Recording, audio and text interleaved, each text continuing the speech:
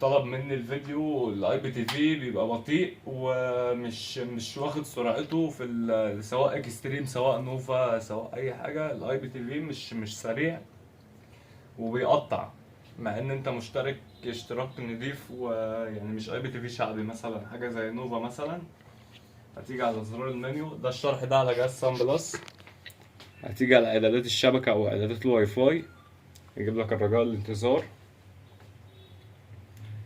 الشبكة بتاعتنا احنا ايه، هتدوس عليها تنزل على كلمة اكثر. تمام، هتدوس عليها هتنزل تحت خالص، هتلاقي الدي ان اس عندك آلي. انت هتلغي كلمة آلي دي خالص، دي ان اس سيرفر، وبعد كده تنزل على اللي تحتها هتلاقيها 192، هتلاقيها على حسب الجهاز عندك، هتخليها 008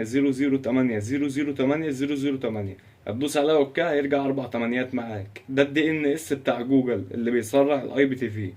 ما تخليهوش آلي عشان الآلي دوت بيجي مع الجهاز نفسه فبيكون بطيء.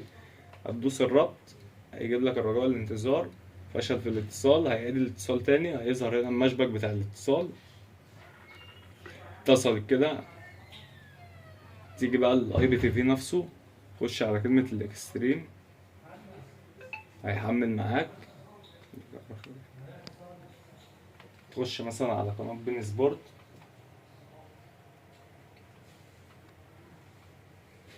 التي تقول بأن العودة باتت قريبة لستراسبورغ وتعديل النتيجة. مش هتلاقي فيه تقطيع زي الأول.